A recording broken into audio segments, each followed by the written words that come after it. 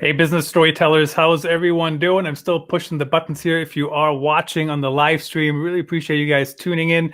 A new feature, we've had it for a while, but I didn't really promote it too much. You can now leave a voicemail if you have any questions, anything you want to include on a future episode, or if you're watching on the live stream, you can also leave it here and we'll try to answer it later on and add it to the podcast version, which publishes posting.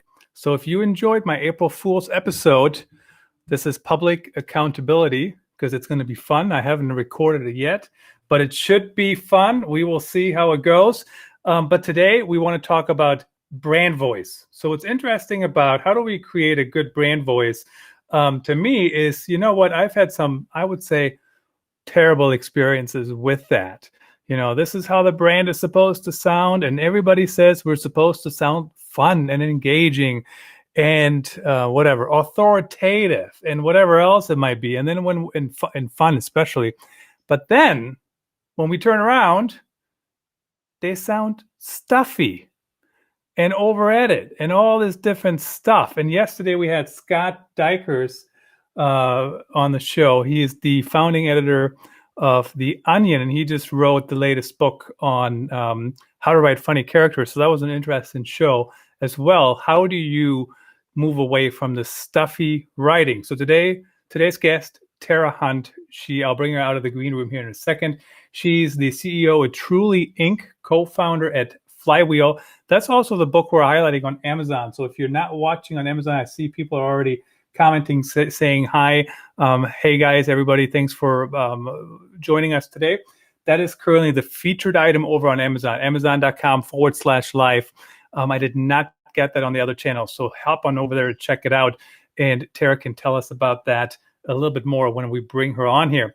So how do we create a solid brand voice? What does that even mean? Why is it important? And we'll go from there. I'm just here to ask the questions. Tara is here to answer them. Tara, how's it going?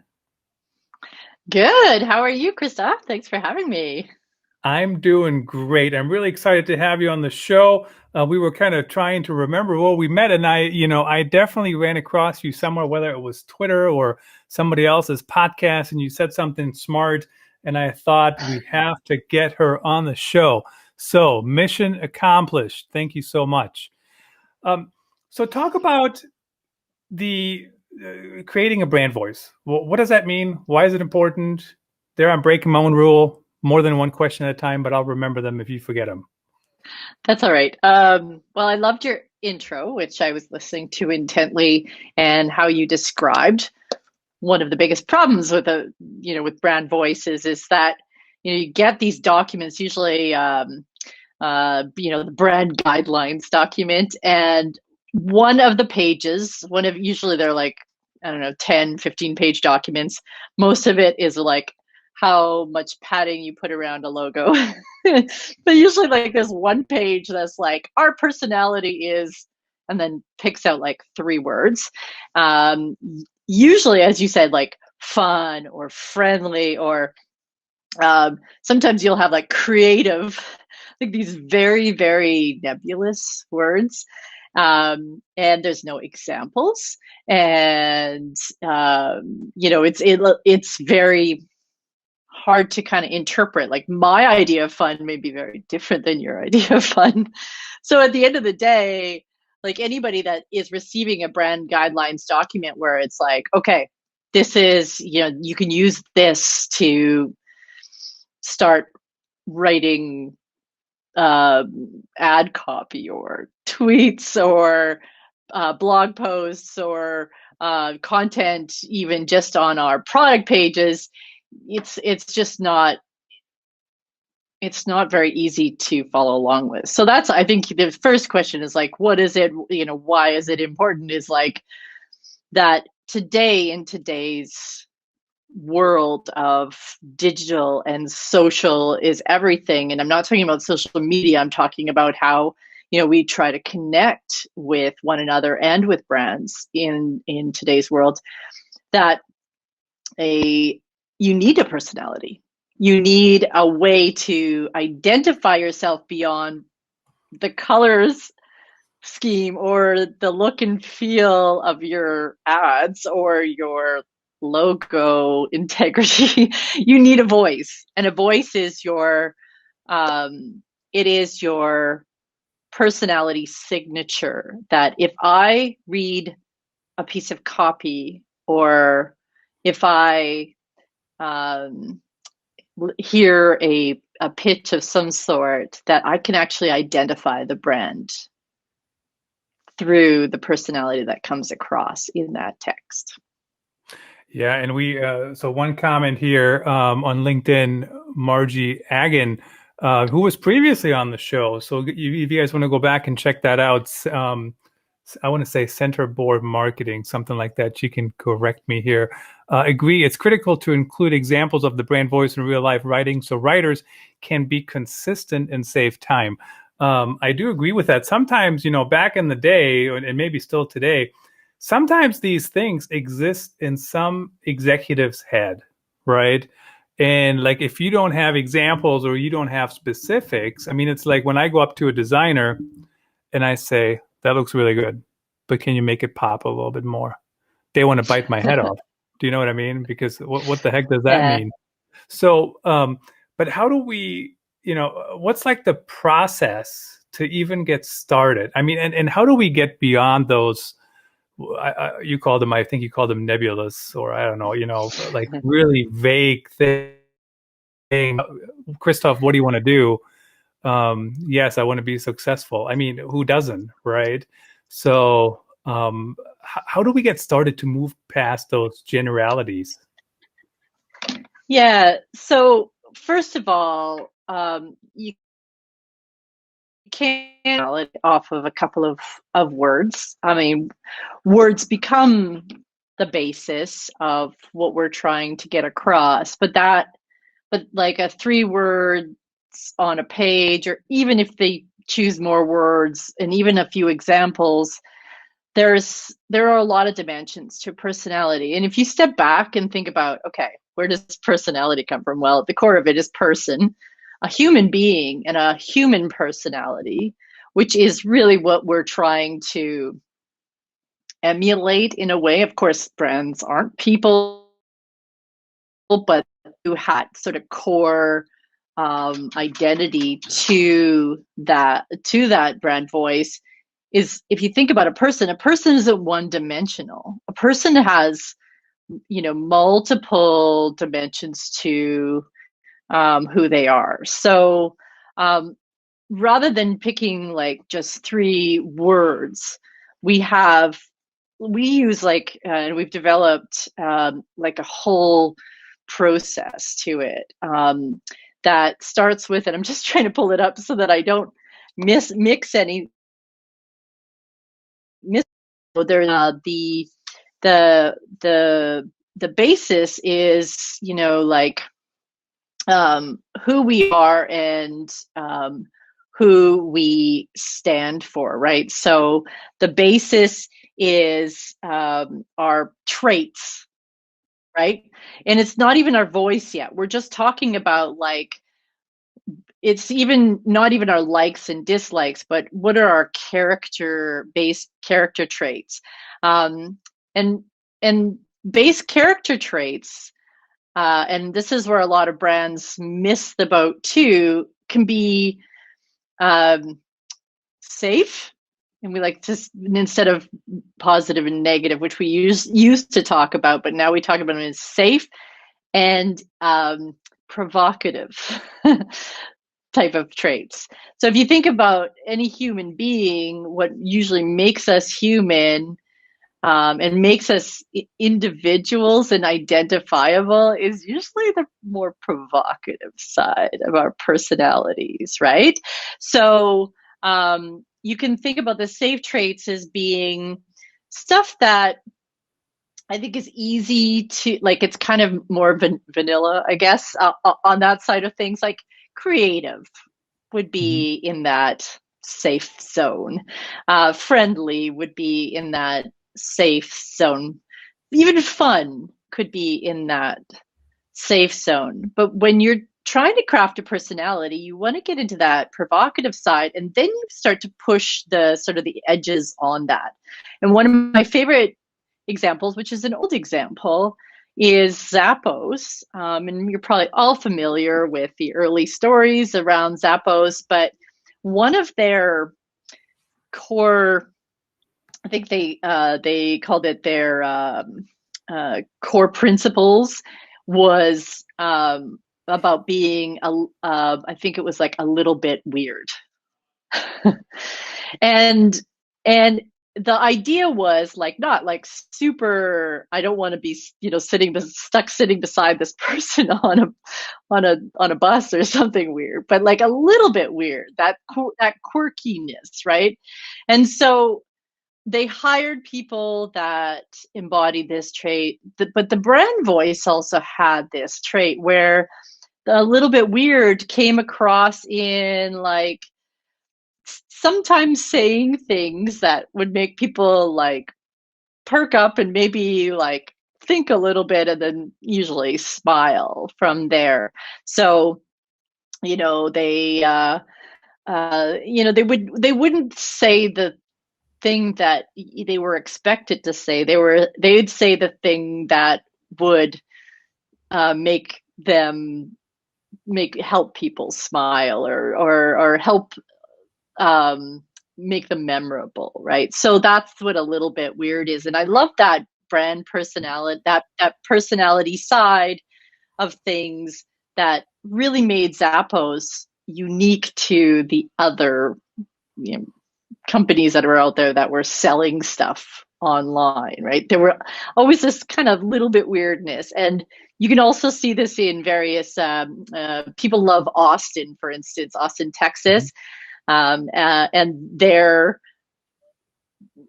I think it was a myth, but now it's become part of the actual town's, the city's core is keep Austin weird.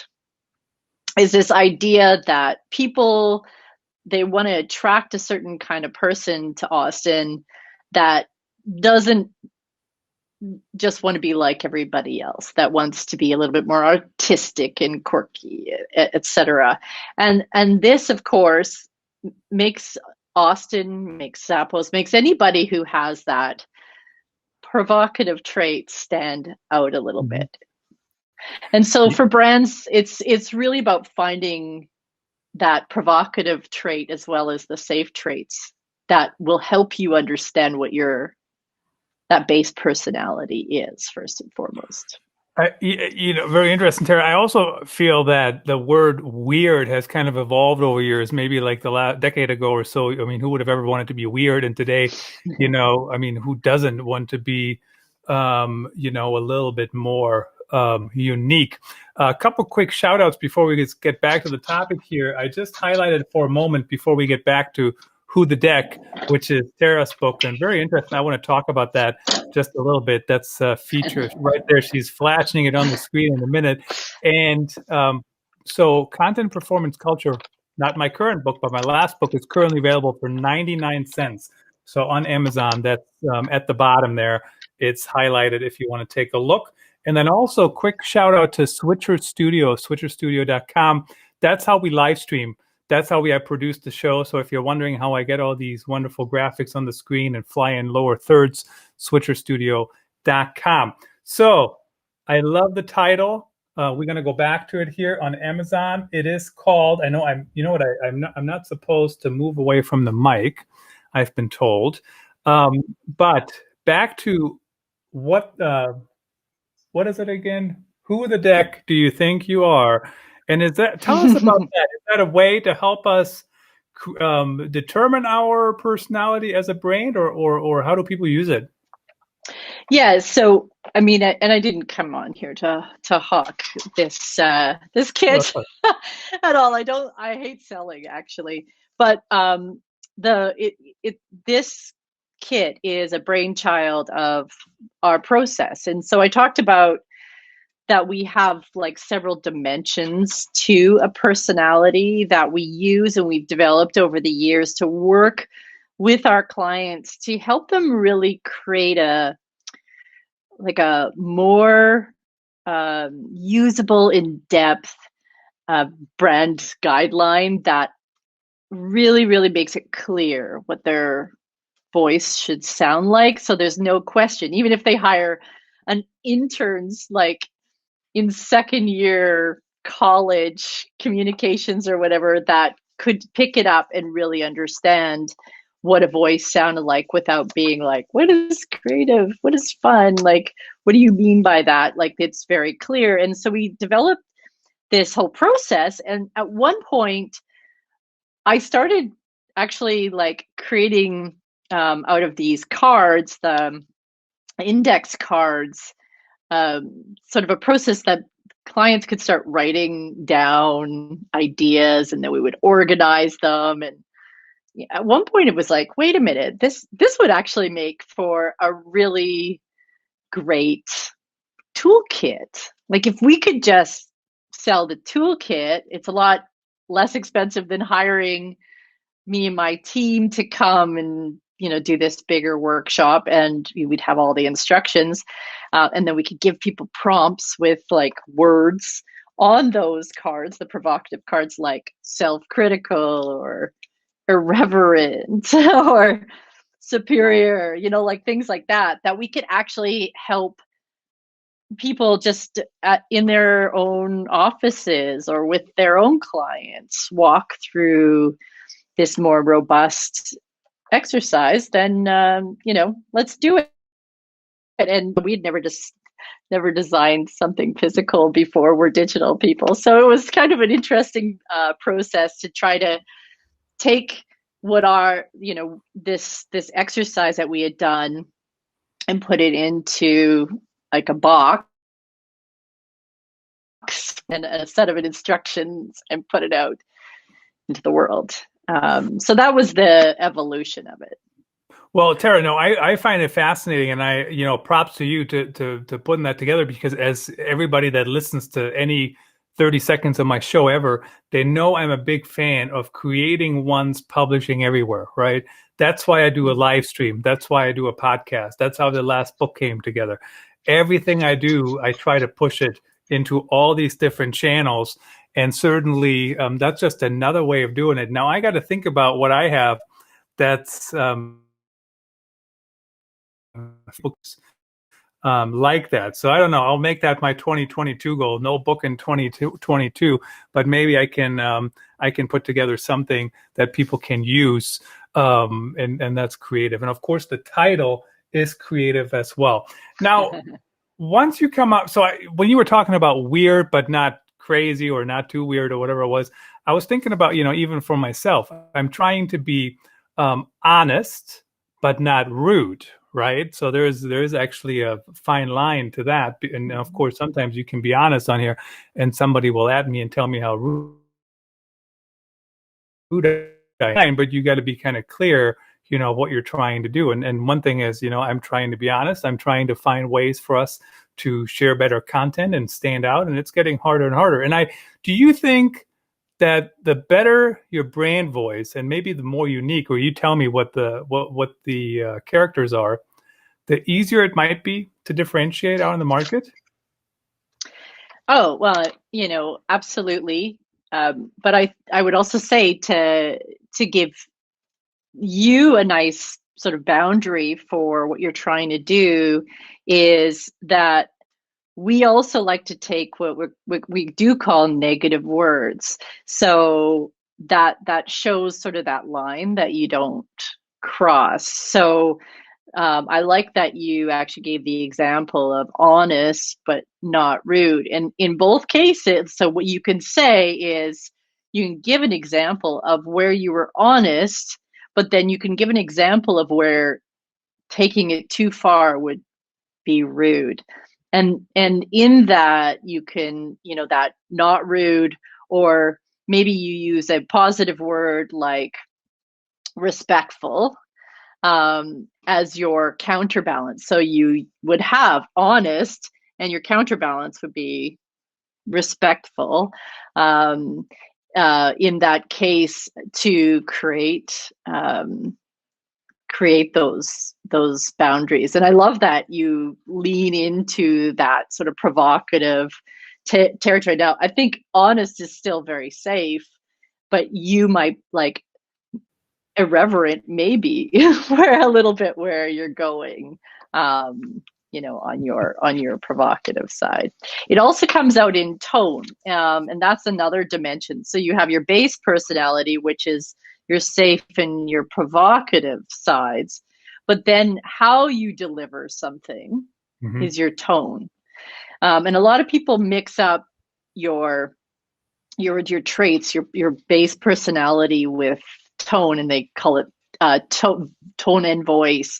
Whereas tones change with different times. Like you should have a general tone of how you deliver something, but then the times change. Like your tone will change drastically if there's a tragedy going on, right?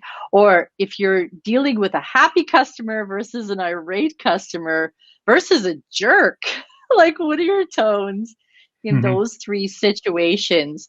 What's the tone you take when you're celebrating, or what's the tone you take when you're like eating crow kind of thing? Like, what are the tones that you're taking in those various different situations? And that's really important piece to layer on top. And what you're going to want to do is have like a process for putting all of the tonal times and listing what you do and do not use as a tone. Like, say you're getting criticism, well, we never want to take a defensive tone, but we also don't want to take like a jovial tone because we want to take it seriously.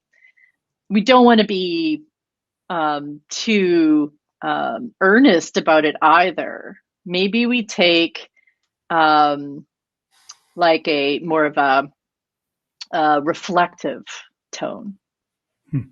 Interesting. So a little bit of a trigger word there, Tara, and just really quickly, everyone, looks like everybody on Amazon is clicking along on the book, and also my new book that is currently out, going live. If you guys want to take a look there, I'm also seeing people click on the microphone. So if you can hear me, this is how it sounds. I love it.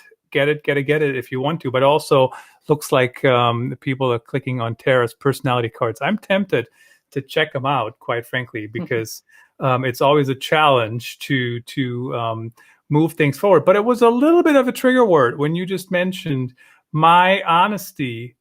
That word, not my honesty per se, is safe. I'm not going for safe. I'm going for unique. So give me a better word. What's the next level up from honesty? Okay, well, let's pull out some of these provocative words and see if we can find something that is, a little less safe for you. So, I mean, opinionated is in there. I don't know if that's some of it. One of my provocative words myself is opinionated. There's limits on the opinionated side. So opinionated could be there. Irreverent, which that's a little bit more cheeky than you really want to be. Righteous. I don't know if you want to go into righteous territory necessarily. That means that you are not going to move at all. Sentimental, bookish, brash. Standing my ground, probably not. Yeah, no. Aggressive, no. Blunt could be part of that. Being blunt, that means you're like almost a little brutally honest at times. Let's see. So, I mean, just in that's what I mean, and I'm once again not trying to push the deck at all, but that's actually why like we crafted the words, is because it helps me too as a tool to understand a better way sometimes to put your personality words that are more descriptive. And we purposely scrubbed out things that would be a little bit too, well, as I said before, nebulous, right? We don't want to have words that are could mean too many things to too many people. Because Yeah. when that happens, when we say like creative, for instance, my creative, your creative, somebody else's creative who's listening could be, could be a very different thing. Fearless, maybe another word that you would like to. Yeah, Maybe so I'm getting more, I don't know, sedentary in my old fearful. days. So Yeah. quick question for you. Very interesting. So I just want to give everybody some background. So when Tara came on the show, she had no idea that we were going to put that book, or it's not even a book. It's I don't know, a work set or whatever you want to call it. She had no idea. So she's not on here to push it. Thank you for saying that.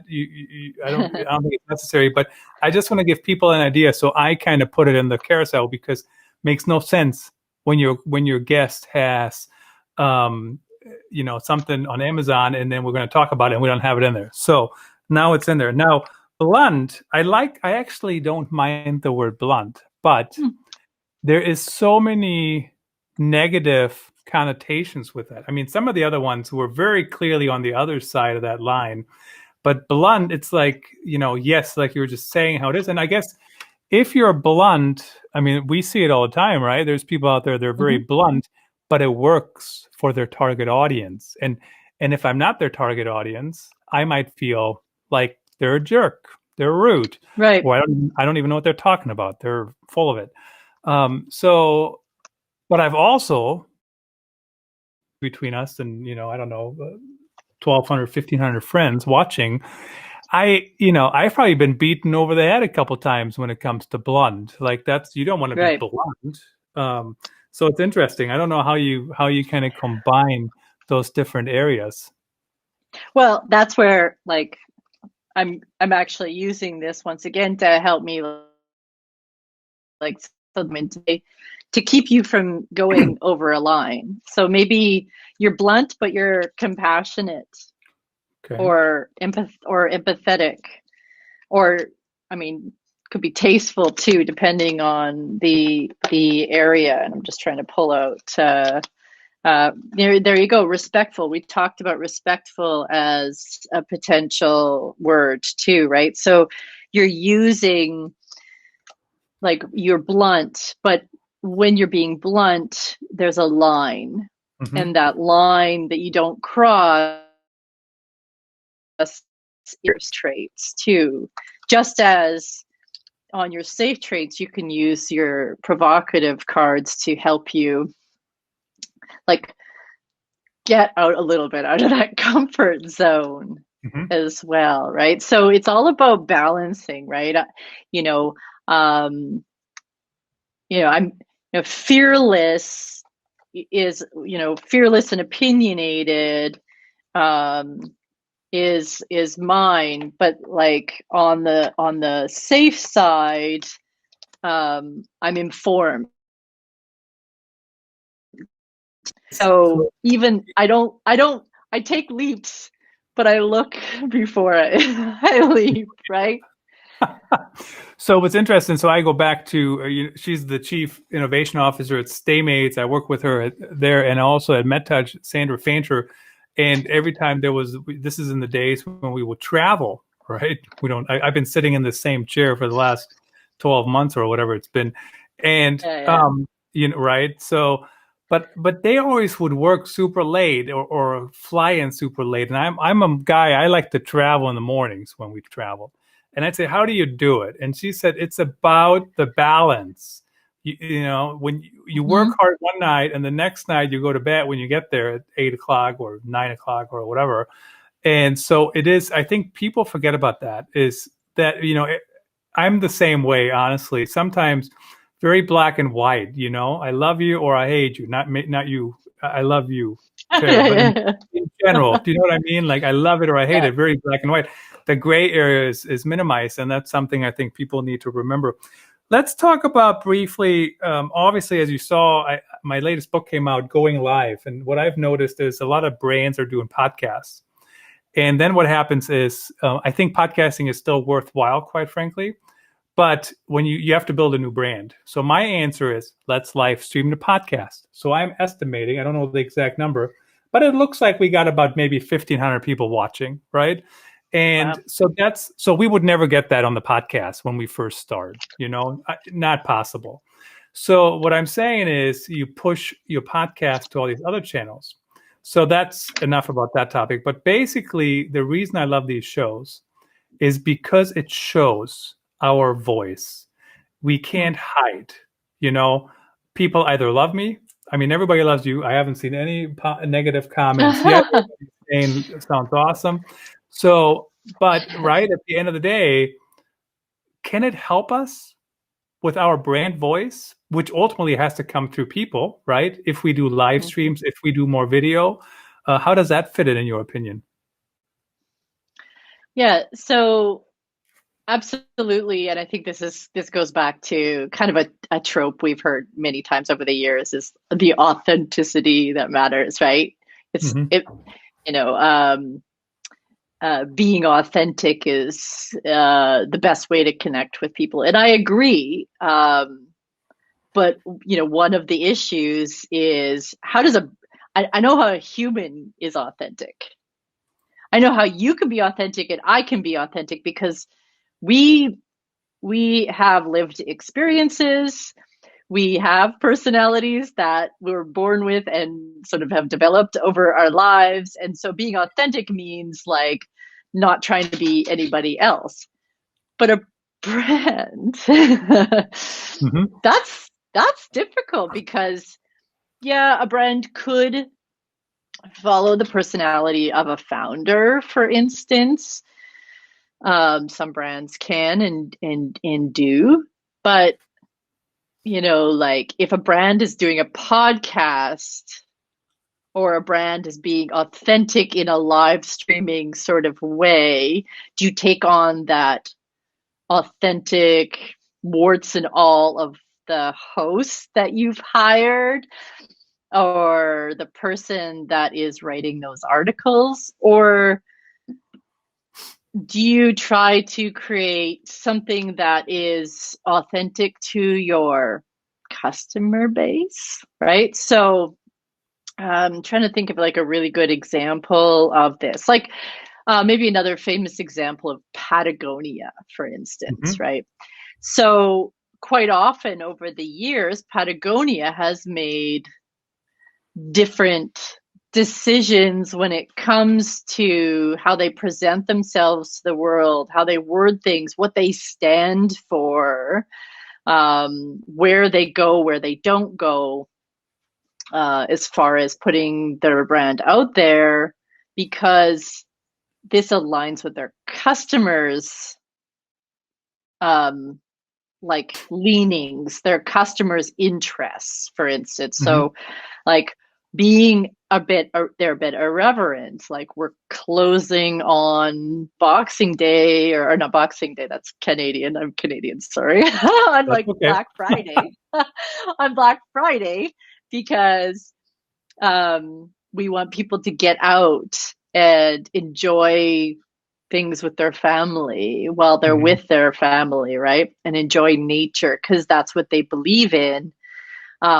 Which we anybody who watched that knows. Well, that was really good for them. They're not having a sale, but people end up buying more from them because they're like, you are speaking my language. And that is Patagonia making a decision on their brand voice to lean into what matters to their customers, not just from what their leadership believes or if they think it would be cool to be that way, right? And they're authentic. That's what authentic means Hmm. to Patagonia. Um, I think a lot of times we hear the examples of good brand personalities being things like fast food brands like Wendy's and Burger King, having a lot of fun and poking at each other and making jokes and stuff on Twitter. Well, is that an authentic voice? Is Wendy I don't know if I think she was once a person, like, but Burger King never was. Like, are these true to their? No, it's actually, once again, they're also leaning into their audience who's younger and has likes to go on Twitter and kind of be mischievous and push the envelope a little bit. So their authentic, once again, is really tying into their audience. And I think that's the trick when it comes to, like, if we are thinking about ourselves, a personal brand, for instance, creating a podcast or some sort of show online that's live streamed and warts and all hangout, is a very different process than trying to do this for a company you launch or you're working for or you're consulting for that you're helping through this.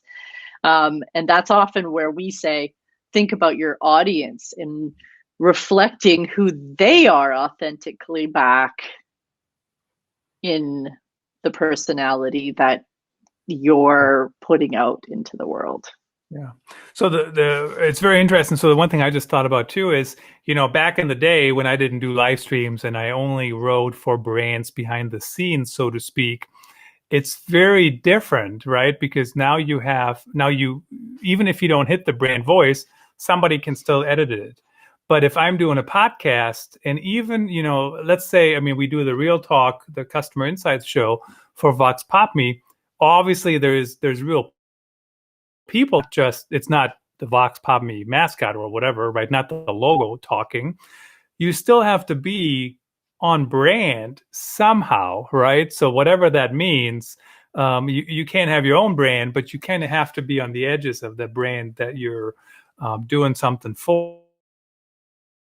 A whole new level of integrating brand personality, I suppose, in the spoken word as opposed to the written word. Yeah, and like that I can imagine that is a challenge for somebody like you who has a really authentic personality from yourself to try to adapt that to a certain amount. You're putting up new barriers, you're doubling down on sort of new tones when it comes to, we do that too. Like, we work with Nokia and we work with like financial management firms. That's very different than my own personality altogether, right? When we're working with Nokia, there's like a kind of a geeky technical